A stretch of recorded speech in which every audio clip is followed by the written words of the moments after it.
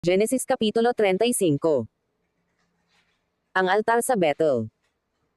At sinabi ng Diyos kay Jacob, tumindig ka, umahan ka sa Bethel, at tumahan ka roon, at gumawa ka roon ng isang dambana sa Diyos na napakita sa iyo nang ikaw ay tumatakas mula sa harap ng iyong kapatid na si Esau.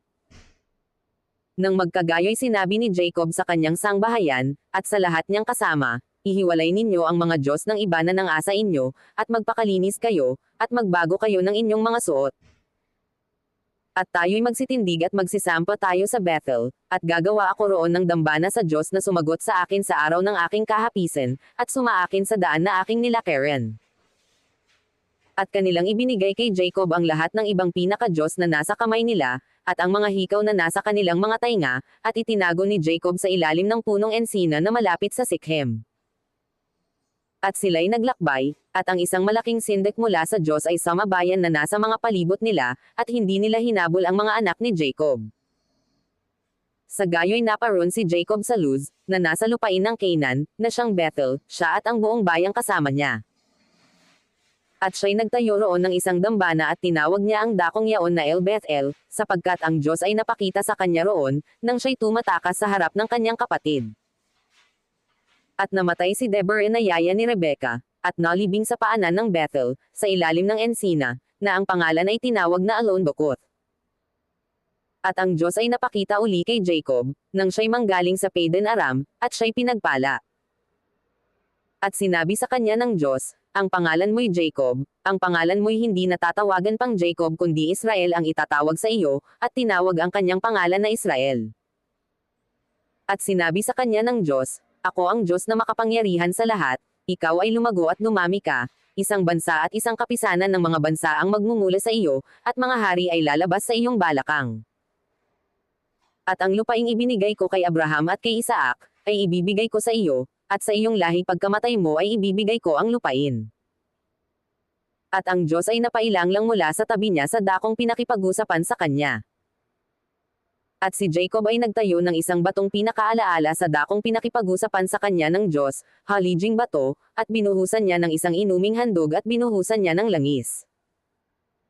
At tinawag ni Jacob na Bethel ang dakong pinakipag-usapan sa kanya ng Diyos. Ang kamatayan ni Rachel at Isaac. At sila'y naglakbay mula sa Bethel, at may kalayuan pa upang dumating sa Ephrata, at nagdamdam si Rachel, at siya'y naghihirap sa panganganak. At nangyari, nang siya'y naghihirap sa panganganak, na sinabi sa kanya ng hilot, huwag kang matakot, sapagkat magkakaroon ka ng isa pang anak na lalaki.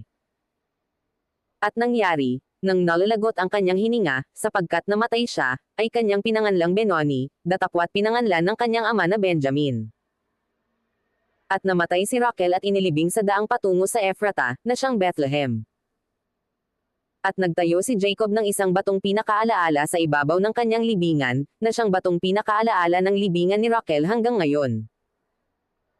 At naglakbay si Israel at iniladlad ang kanyang tolda sa dako paroon ng Moog ng Eder.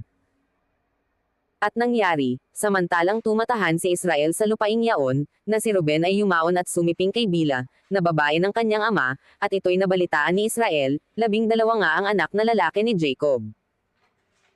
Ang mga anak ni Leah, ay, si Ruben, na panganay ni Jacob, at si Simeon, at si Levi, at si Judah at si Issachar, at si Zabulon.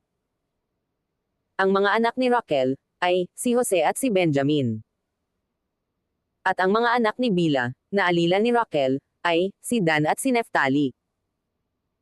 At ang mga anak ni Zilpa na alilang babae ni Leah, ay, si Gad at si Azer, ito ang mga anak ni Jacob na ipinanganak sa kanya sa Padan Aram. At naparoon si Jacob kay Isaac na kanyang ama, sa Mamre, sa Kiriat Arba, na siyang Hebron, na doon tumahan si Abraham at si Isaac.